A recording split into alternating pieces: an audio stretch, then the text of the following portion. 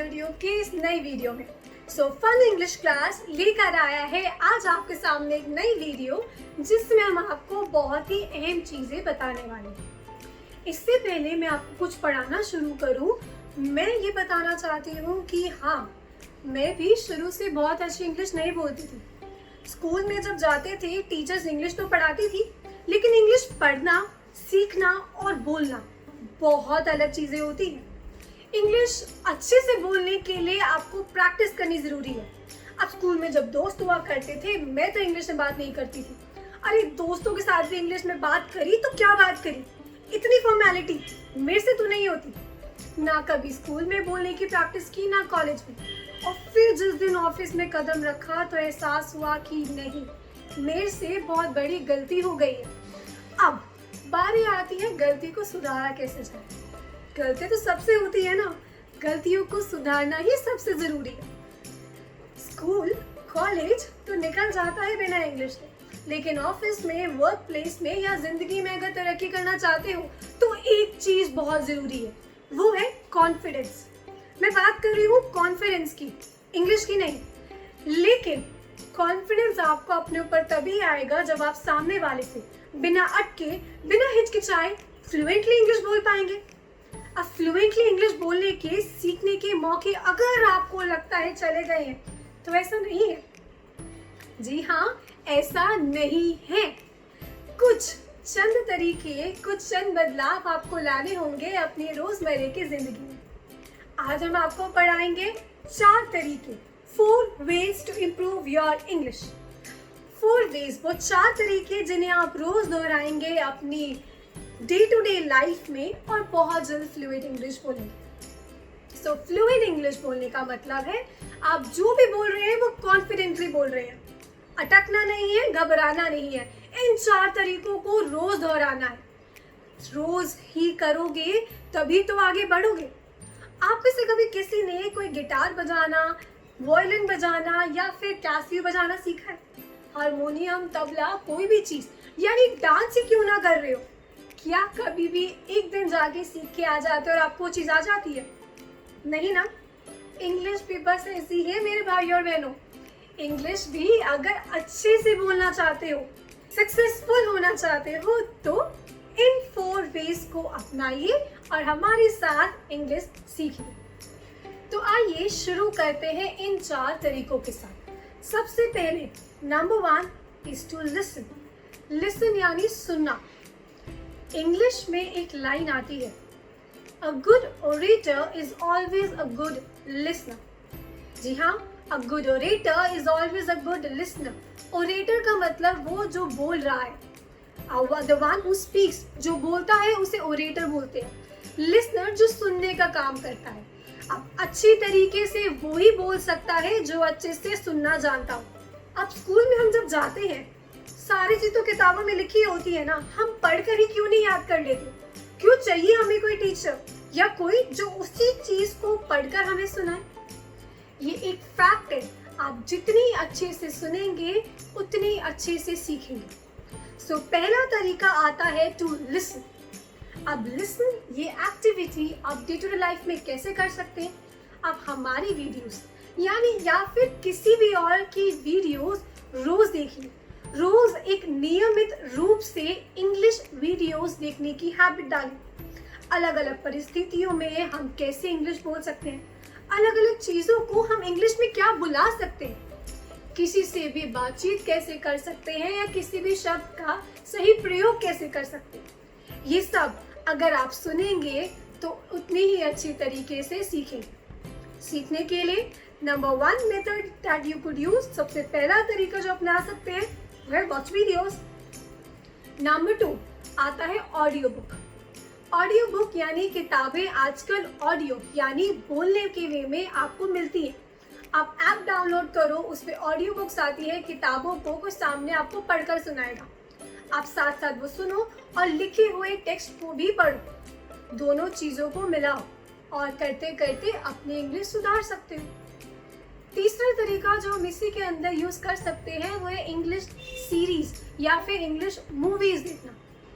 Movies वगैरह तो देखने का शौक आप सबको होगा। नीचे सबटाइटल्स भी होते हैं। सो नेक्स्ट टाइम जब इंग्लिश मूवी देखने बैठे और लग रहा है आप अटक रहे हो, समझ में नहीं आ रहा, तो कोई बात नहीं, नीचे सबटाइटल्स खोलो, सुनो, पढ़ो, समझ में ना आए तो गूगल ट्रांसलेट करो। स्टार्टिंग में बहुत मेहनत करनी पड़ेगी, डिक्शनरी यूज करो, गूगल ट्रांसलेट करो, पर करते करते आपको वो शब्द याद हो जाएंगे, दोबारा इन शब्दों को आप भूलोगे। तो 3 तरीके जिससे आप अच्छे लिसनर बन सकते हो वो है यूट्यूब वीडियोस देखो, इंग्लिश कन्वर्सेशन और इंग्लिश सीखने के तरीकों पर, दूसरा ऑडियो बुक सुनने की आदत डालो, और तीसरा इंग्लिश मूवीज पे स्विच करो। ये था हमारा पहला तरीका जिसे हम रोज यूज कर सकते हैं। अब आता है सेकंड मेथड। सुनने के बाद भी चीजें कभी कभी दिमाग से निकल जाती हैं। अब स्कूल कॉलेजेस में पढ़कर तो हम सब आते हैं, ऑफिस की मीटिंग में हम सब लोग बैठे हैं, लेकिन साथ में नोटपैड लेके लिख क्यों रहे होते हैं?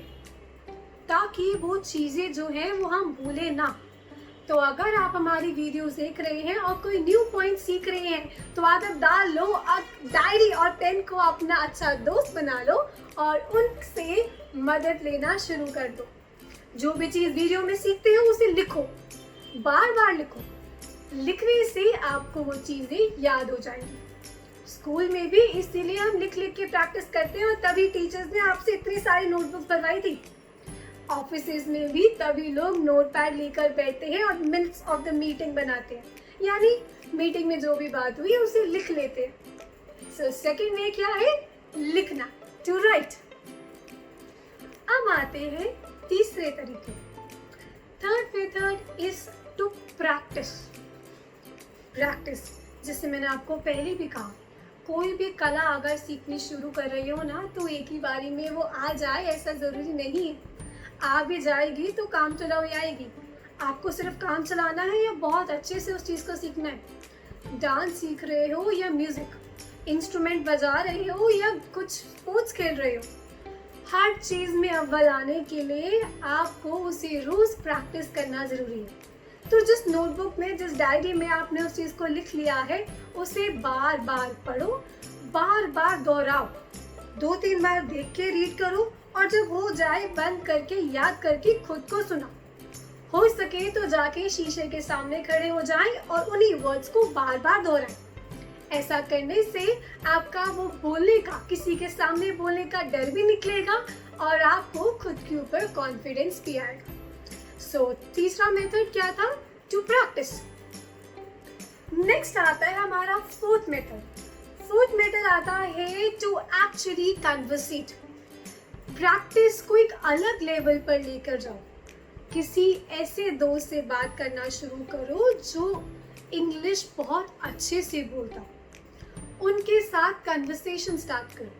उन्हें बोलो, दोस्तों को बोलो, तुम भी इंग्लिश सीख रहे हो, मैं भी सीख रही हूँ, तो काम करते हैं ना, इंग्लिश में बोलना शुरू करते हैं। जब तक आप आपस में दूसरे के साथ संवाद करने की प्रैक्टिस नहीं करोगे तब तक उस चीज को अच्छे से रिटेन यानी याद नहीं कर पाओगे। तो अपने दोस्तों की सहायता लो या किसी भी घर में उससे, टीचर से जाके इंग्लिश में बात करो। रोज बात करोगे तो बात करते करते बात करने की आदत पड़ जाएगी। हर सिचुएशन में, हर चीज में इंग्लिश आप खुद फ्लुएंटली बोल पाओगे। तो सोचना नहीं पड़ेगा कि कौन सा वर्ड बोलना है, कैसे बोलना है, कब बोलना है, और सबसे बड़ी बात, वो झिझक आपके मन से निकल जाएगी। तो नेक्स्ट टाइम कभी भी आप इंटरव्यू के लिए जाओगे, ऑफिस में जाओगे, तो आप इंग्लिश बोलते हुए घबराओगे नहीं। तो ये थे वो 4 तरीके जिन्हें आप रोज प्रैक्टिस कर सकते हैं और इंग्लिश अच्छे से बोल सकते हैं। Number 1, listen. रोज इंग्लिश सुनना शुरू करो। नंबर 2 आता है राइट। जो भी चीजें सुनी है उसे लिखो, लिख के याद करो। नंबर 3 आता है टू प्रैक्टिस विद योरसेल्फ। खुद के साथ वो चीजें प्रैक्टिस करो, लर्न करो।